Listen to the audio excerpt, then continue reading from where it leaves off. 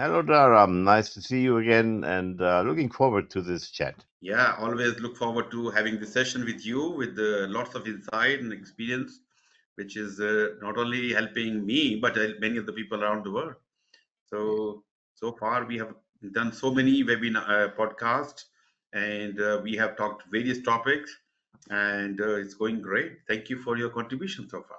Yeah, thank you for keeping it up. I know it's a lot of coordination and work and investment. You're spending your own time on this. And even now, when I'm sitting here in Germany and you're sitting in Sydney in your office, in your virtual office. So no, we do it at any time. So for me, it's early in the morning. For you it's late in the afternoon. So that's how we work. All good, all good. This is all about collecting the knowledge so people can continue to learn from us even when we are not there. All right. So, Thomas, we started this topic last week, a few weeks ago, and we covered part of that. Now we have second part of this. The topic is interesting. We thought let's have a two part so we can have more or better discussion.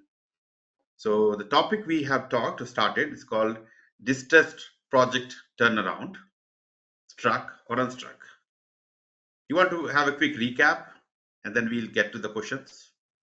Yeah. So I think what we basically said is what we discussed is that every project manager at some point of time will come into this stress situation, to see that his project is a trouble project, and that there needs to be some turnaround. And sometimes, as we always do, we like to neglect the bad news and move on, try to not to cover up in the beginning, but to repair and to see, okay, let's do that later and so on. And I call it, it's a hockey stick of project work. It's characterized by the notion that 90% of project work is done in the last 10% of the project, because you then you discover all the mistakes you made before, and the testing goes wrong, and the client might see what he's getting for the first time, and he doesn't like it for some reason. So this is what we see in projects that go in phases, all the time. And at some point of time, you as a project manager will come to that situation, and it's not necessarily your fault, or you're a bad project manager. It's just the lack of experience, or the external environment has changed a lot, or you just I once started with a project. It was meant to be a 3 years project with a multi-million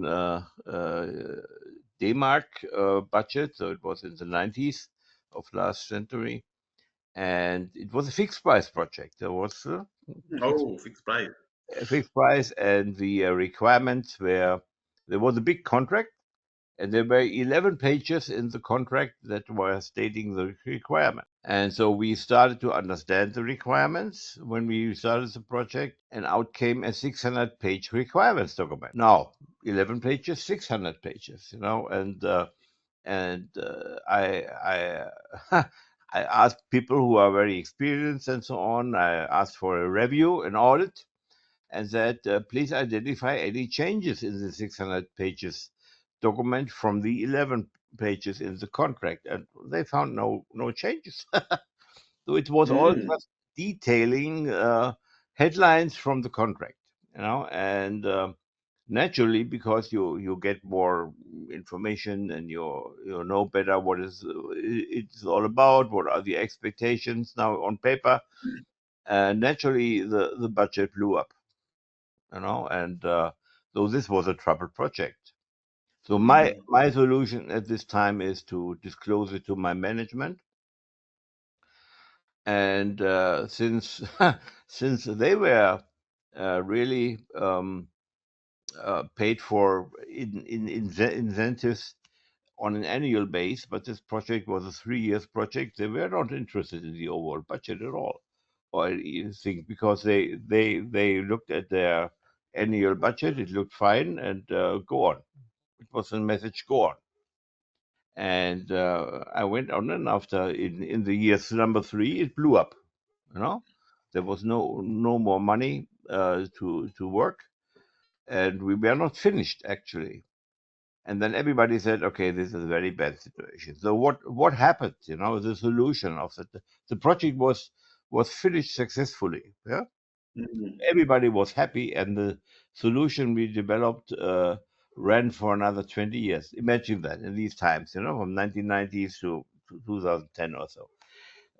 And what happened was actually basically one meeting between the lawyers of the client and the lawyers of my company, and like now Trump and Putin, 2 hours meeting, and they concluded that the customer will pay for what it costs. It was 3 times the budget, and it was a significant number of millions of euros, not euro, D-marks, and the duration was doubled. So the whole project, if you to implement all the 600 pages of requirements, took not 3 but 6 years. Well, mm, I was on the edge of being fired, but I could show the emails, and it was good that mm. it email. These was beginning Yeah, of yeah. the 90s, and emails were just new to everybody. So I could show You're them the keeping email everything. I sent to management, and the replies was, "Go on." Okay, this saved my job, but my reputation was somehow damaged. In this point of time. So these are the good learnings you have in your project life. Yeah. This was so how did it turn out? Well, it turned out that the client, let me say, faltered. But on the other hand, the client also, after 3 years, understood that he will get a wonderful solution, and it turned out this way. It ran for another 20 years. So the client agreed to the arguments of the lawyers. It was not visible to anybody when we started jointly this project what would be the scope, what would be the cost, and so on. And so in the end, I said, "Oh, what could I have done?" In the beginning, I could have stopped the project. Yeah. Maybe they would Mm, have removed me and put in another poor guy into this position. So the idea is always the project manager is sometimes the scapegoat, and the project manager has to make sure by himself to protect himself by this kind of CYA emails or whatever you have. And it's not that there was a formal process of all of this. It was just mm, um, if you go into this discussion, and my employer really shied away from firing me and having to disclose his practices of this management if there would be a lawsuit. So that, but you have to mm. understand this kind of politics. But the good news is that you completed the project. Yeah, it took 3 extra years, but it was the client was happy with the solution. Yes, No, it took extra time, maybe extra money, but solution given. You said it's gone up to another 20 years. yeah, yeah, So yeah. sometimes it's not the delivery; it's about the benefit customer is getting, client is getting from the work you've done. So you did a really good job. Of course, there were some problems, some bad practice, whatever somebody can say. But you come out to turn the project from disaster project to a successful project, and that's what we are talking today. Today's topic is all about how can we do, what can we do. Keeping the track of whatever conversation happening, and any risk, any scope change, and anything. Maintaining documentation. I tell you one thing, PMI talks about documentation, documentation, documentation, like change logs, risk log, issue log, and many other logs. Yeah. And many people get, why we have so many documents. For me, I mean, I think documents are like insurance policy. When you have to do documentation, you feel like, hey, I'm paying this medical bill and house bill, home insurance and car. I'm not using them at all. And why I'm paying? But when the situation happens, certain situation, life threatening or whatever, suddenly it's a big bill. Then you realize why the insurance or the documentation was so important for you. Yeah. Yeah, I can say that there's surely, you have to make sure that decisions you make and others made are really documented and put down, and you have a Yeah. record of that. Otherwise, you'll get in trouble to satisfy the questioning that will come up by people that are new and lawyers and whatever. Mhm. So yeah, better document everything and better. Penalties and yeah, you audit happens and they ask you tough question, what happened, why you did this, and if you are supported by, you have all supporting document. Yeah, so you may survive this big, the sacking, or maybe some companies losing the contract because of this Yeah, some disaster. Maybe whose problem it is, different thing, but you have protected yourself and your company by following certain things, which yeah. anyway. So you did a good job. So Thomas, I have my first question for today. What practices have you seen work best in helping project leaders to rebuild team resilience after repeated setbacks So while avoiding burnouts and disengagement? this question is a little bit reflecting on the team and on the people who are working on that project. And as a Mhm. project manager, you're also in charge of them. You're also in charge that they are feeling good and they are successful and they develop themselves and everything. So there are naturally, there are so many different reasons for trouble projects and so many different contexts in which they run. Are there a lot of contracting partners? Are there internal audits or quality departments and so on? So that there are really, I would say, luckily there are many options what you could take. What I found remarkable is, the first option, what sometimes people don't think as the first thing because they look at the contract and at Mm, the budget and as a plan and whatever. No, look at your team, look at even the stakeholders, and make sure mm, that you protect the team from the external blame. So if something goes wrong, there's an easy way that people looking for somebody to blame for it. yeah, He yeah. made mistakes. That's why we're here. Avoid that. So I have a personal habit, developed a personal habit over years. I never ever blame anybody. You know because blaming is looking in the past, and you don't solve problems in the past, you solve problems in the future. So you have to Yeah. make sure that the people some are wanting to blame, that they are not blamed, but they are part of the solution and not part of the problem. And that's the first thing. So it's also that for them, if you don't blame them, they will love you even more. They will trust you even more, and yeah, they will be able to regroup and to grow and to develop solutions. That's not to say that you also revisit the composition of your team. So maybe there really is at this time of a break, of a turnaround, then maybe you might need other skills, or some people are Mm, really maybe mentally challenged because all the stress and the burnout has already hit them. Then you might want to bring in new blood blood, yeah, into that this. can sometimes good. Yeah, but still, for everybody, you need to be respectful and caring, and that's leadership. And they are looking up to you. And if you don't blame, they won't blame because you are setting the the habits Example. by example. So Yeah. I think the next thing that is almost often overlooked is about the project. There is a narrative, a narrative in the hallways, at the client, Mm, maybe even in press.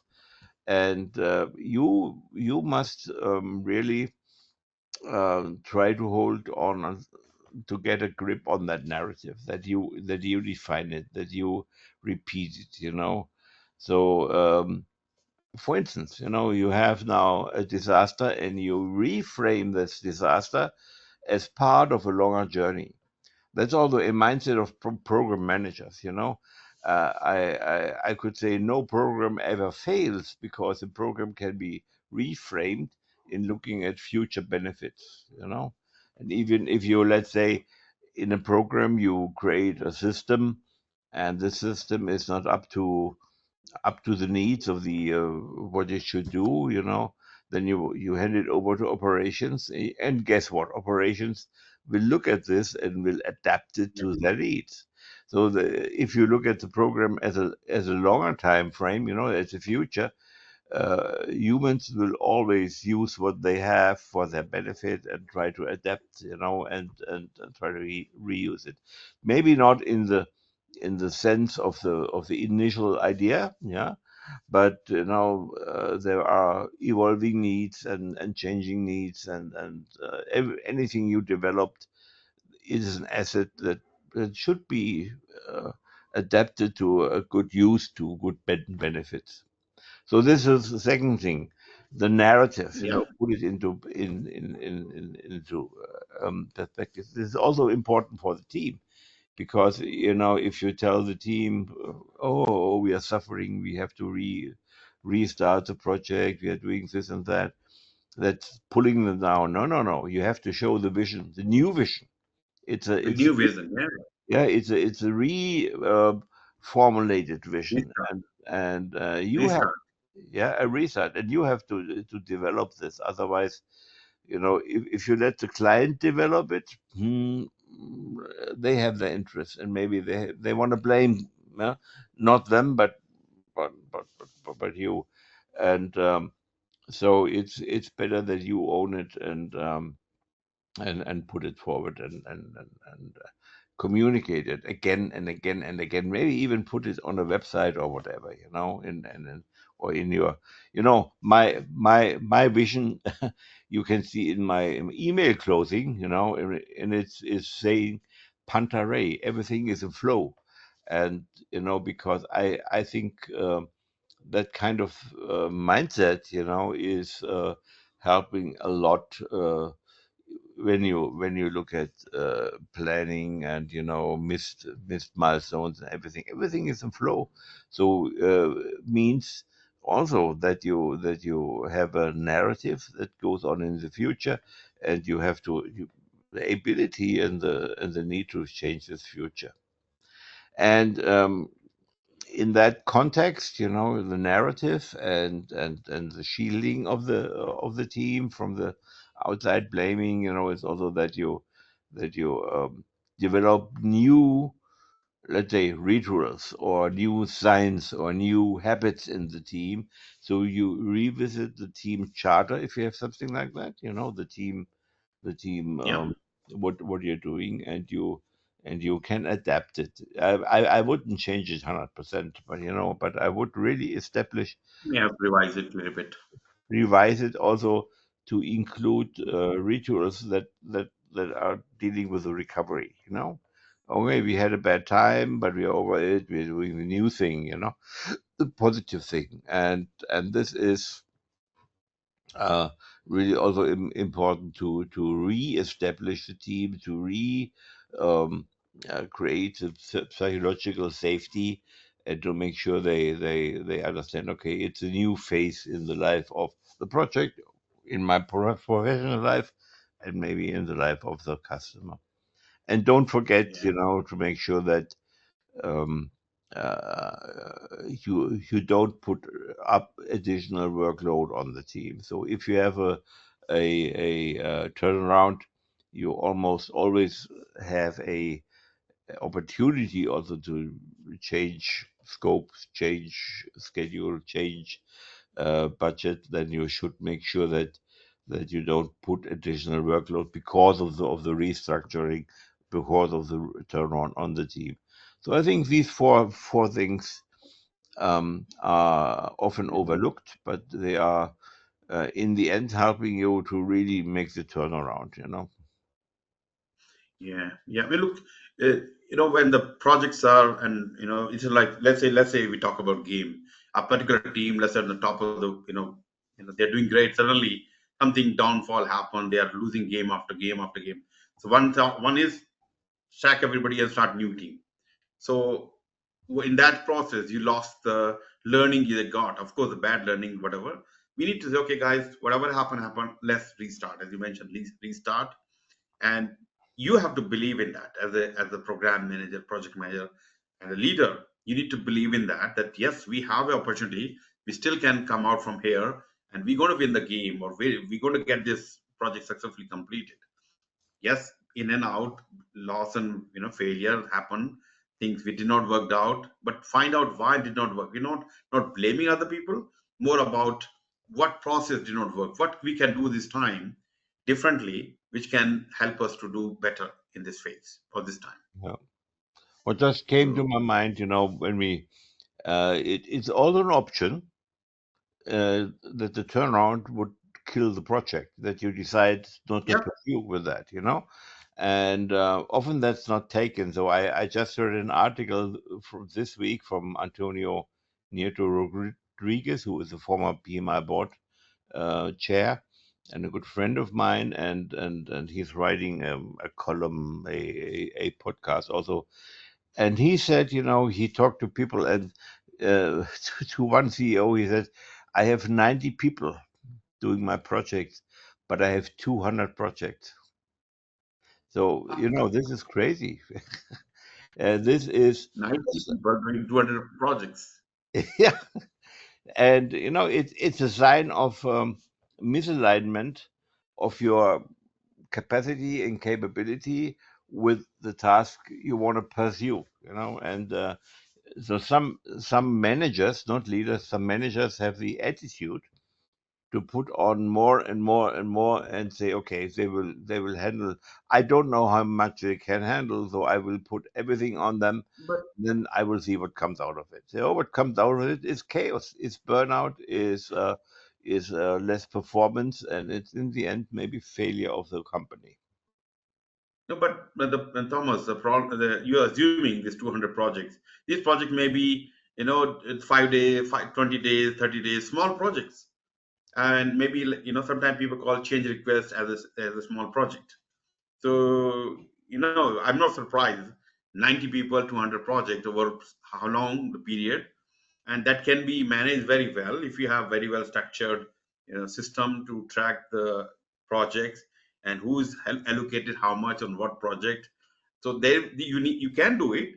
Of course, if you're talking mega billion-dollar, million-dollar work, you cannot imagine. But small projects can be done as long as you're good tracking, you have good resource allocation, and that's what important. If you can track that and the priority, have a good roadmap, that's where you can still work it out without impacting the team, badly in terms of burning out or something.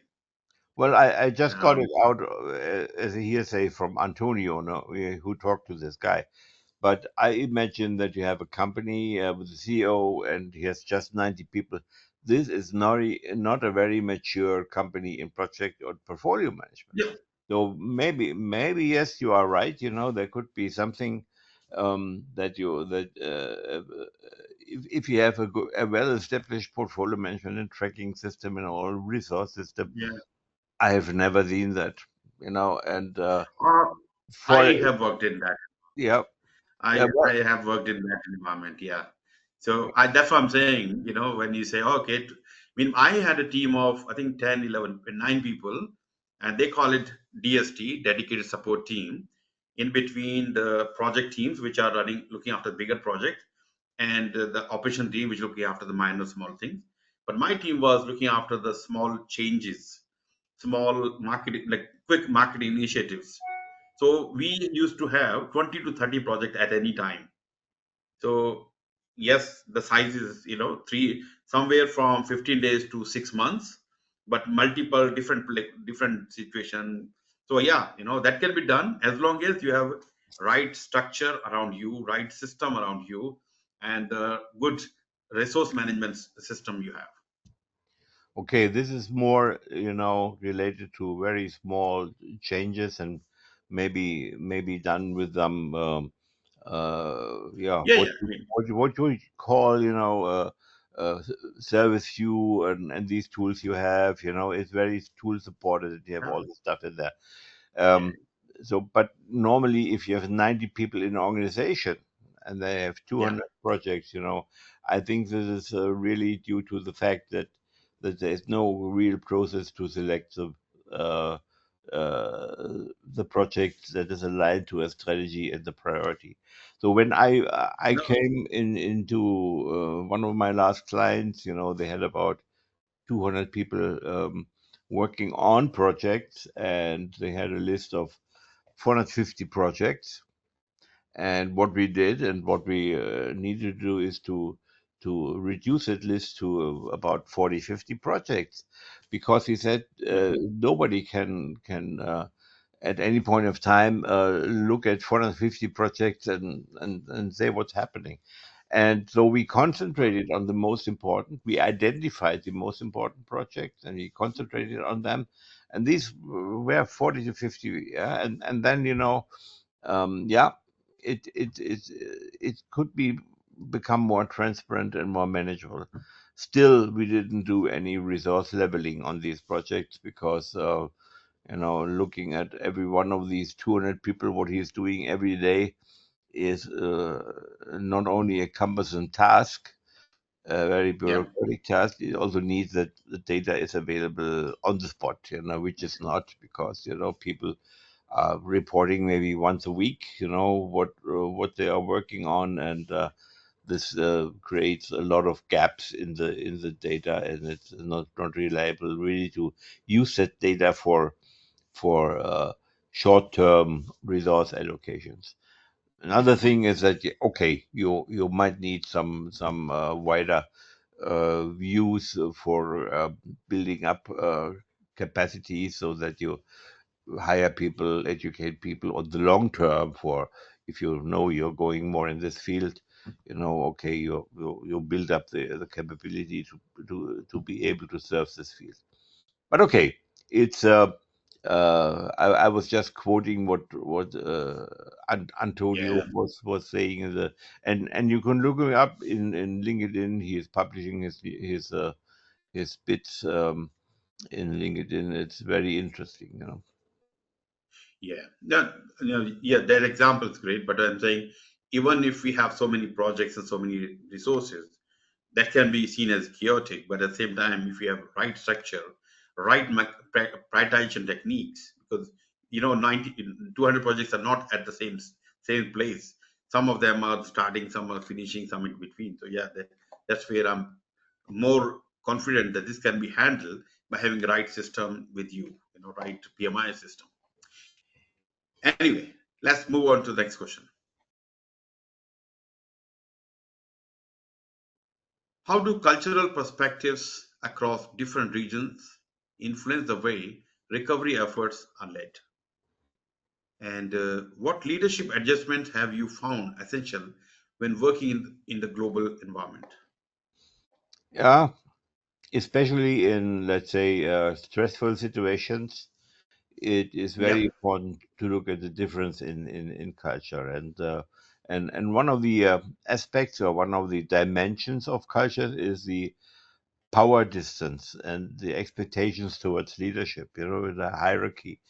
And there are some cultures that are very much depending on agreement and coverage by the leadership, by the hierarchy, and they need approvals, and they need guidance from the top.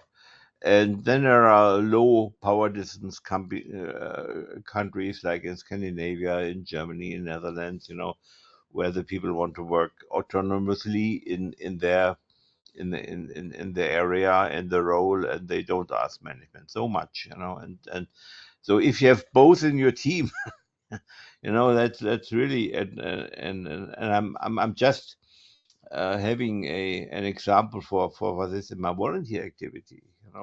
So there's one person from such a high power distance, and he is expecting leadership to approve uh, the things he's doing, and there is even some wordings that he interprets as being, oh, that's limiting my capabilities. So it's very, if you want to bring this person to do something, you have either to involve management very much, and it's length down the process, and you have to convince people, or you have to sidestep them. I would not recommend to sidestep because they feel they feel threatened and they feel disrespected. But you have to Yeah, overcome maybe this by establishing some trust with them, and the point is you have to be aware of it, and have to distinguish the people, which kind of leadership style they need, and which kind of let's say authority you need to tell them what to do, and they will follow on, or they will ask others, and then you have all the explaining doubled and three times. It's bad. So this is one thing, one dimension. And then another dimension is conflict avoidance. Or especially in Asian countries, there is a concept of face saving. So I never ever in public or in big meetings, criticize the person. We know it from our conflict handling too. So if you praise people, you can do, maybe you should do it in public, and give him yeah, yeah, award definitely. and Yeah, whatever, and say, well done. But if you criticize people, you better do it in one-to-one meetings. You don't do it in a public environment, because other people might really come from a culture where this is a very big violation of community rules, and it's not only rude, but it's maybe even aggressive, and you see it in some high-level politicians today, that they don't care about the feelings of others, but this is something you should do as a leader, and as a role model for others. So make sure that people can save their face, um, and make sure that you can avoid public conflicts. You cannot avoid public any conflicts at all, but especially in a recovery, when people have maybe different opinions about the causes, or where to go. So this is why communication is to be very clear, is to be authorized for the power distance thing, for the hierarchy thing. So communication is at utmost importance in this cultural diverse environment. yeah. Communication definitely one of the most important thing, but also from emotional intelligence point of view, how these various people are going through this, because it's not only you going through the fail, because if the project has failed or failing, of course it's a pressure on you. You're getting pressure from your senior manager, the director, calling everybody, calling you. But think about them, they are also feeling the same pressure, because the pressure you're getting, you're probably passing that to them, and they're feeling more pressurized, and they're feeling threatened. Yeah, What about my job? What about many things? So as a mature leader, having emotional intelligence, utilizing the strength and weakness of different cultural aspect of your team members, you can actually have a winning team after that, even after the disaster. yeah, So use that for the advantage. As you talked about some culture, if you have people from Japan or Germany, or they are more focused or task oriented, they can be okay. But the other culture, some other culture can be, they need nurturing and caring and social, that's okay. We can come from this, and we're going to do this. So we need to find the best out of them, and take them through the journey again. yeah. And again, you have made a big point with this whole emotional thing is how you deal in this let's say disaster situations, turnaround situations. You have to be very aware about the emotions and feelings of these people. And it's not their fault even. They have been grown up in, let's say, Japan or Thailand or somewhere, and that's Yeah. how they were brought up by their parents and by their schools and everything, and now they are as they are. They are very valuable because if they are diverse, they will come uh, between them, the opposites. There will be creation of new ideas and new options. Yeah. It's a famous yin yang. You have the one side, the other side, and when they come together, they create something new, and that's very important because otherwise it's Yeah. it's stalling. When you don't find solutions. All right, Thomas, looking ahead, how are the technologies like artificial intelligence, predictive analytics, and digital twins changing the way we anticipate, diagnose, and recover from the distressed project? Yeah, I What do think you see? I think it's really coming towards us. It's like a tsunami, and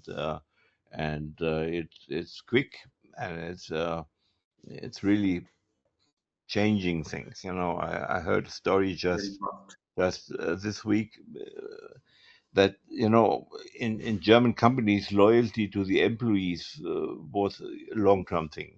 Many people, like Oh, yeah. including myself, have a lifetime employment with one company, and this is going to stop now. So people Yeah. are increasingly, middle management is increasingly laid off. Maybe they get a golden handshake and everything, but nevertheless, they feel it now, and it's because AI is taking over a lot of their analytics and task and strategic thinking. And you can control the workforce without having political bill management, and some people are feeling that right now. But AI will have all the positive impacts. We will have recognition of patterns improved. So if there is access to all the data, what's happening in a project or around a project. So, what about the budget velocity? Even the sentiment of the people in the team. When you uh, are they anxious, and uh, are they looking for some physiological safety? That can be um, given the project manager, program manager by AI, and will be given in next year or so on. Scenario modeling, so the what if Yeah. analysis in risk management will be much improved. Yep. And today, how is it done? It's done in meetings of middle management. So are they necessary if they can be coming out of a screen? Hmm. Uh, and and then you have this cognitive augmentation. So you're thinking something, you develop something, a plan, and then might have just a skeleton of it, and then you give it into AI, and they get back a workable plan. So, which has been done maybe by schedulers, planners, estimators before. So all these activities will be somehow not only taken over by machines, but they will be improved. Yeah, because uh, AI can do so much more with so much more access to data than people can do in the Oh, normal yeah. operational environment of an organization. I'm not saying that AI can solve every problem in the world. There will still be things where people are involved, Many. especially in Yeah. politics. So the higher you get the C-suite, don't think they will listen so much to AI, but anyhow, they are back level always in using technology. So the second thing you asked after artificial intelligence, predictive analytics, and that's we always try to predict the future as humans. That's a habit we have. it's not necessarily planning, but there's a rustle in the bush, and we see, okay, we predict that there's a tiger hiding in the bush and for you, and now what to do. So uh, I have a very good example, what how prediction works well. And if you look at firefighters, what are they doing? Do they know where it burns? No. Do they Yeah. know what burns? No. Do they know how many people are in danger? No. But they develop the scenarios and the habits and the automatism, and they go there and they have a process how to evaluate the situation and then to employ their tactics. So this is how organizations will work, like firefighters. They will develop Mm. a set of capabilities, a set of automatic behaviors, and then this can be supported by AI again, and by computers, and then it will be very clear that uh, they can handle almost every situation because it's adaptable.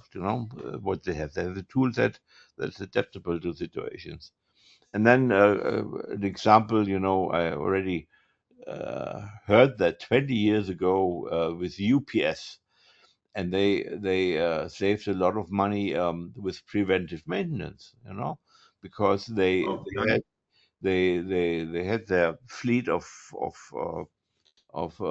lorries, and if a lorry breaks down, there's a huge damage done because it has to be towed away, and the parcels in there are getting delayed, and it's a lot of damage.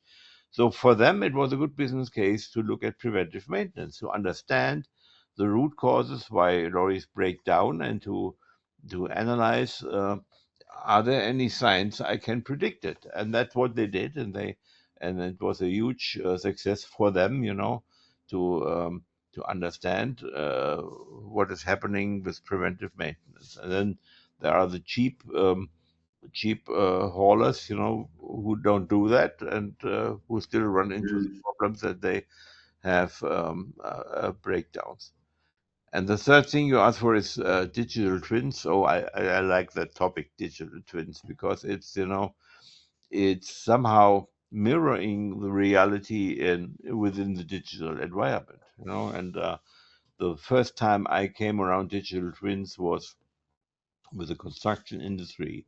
They have this BIM, building information modeling, and there are tools Yep. on there, and it started quite easily with 3D imaging, that you have a house, in a system.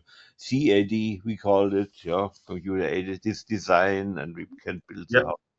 But then, this was three first dimensions, and then now I think they are now at 8 dimensions. What does it mean? The one dimension was a time, the schedule. When we build a house, when do we need which component? This also is reflected in the logistics, in the delivery, just in time, and so on.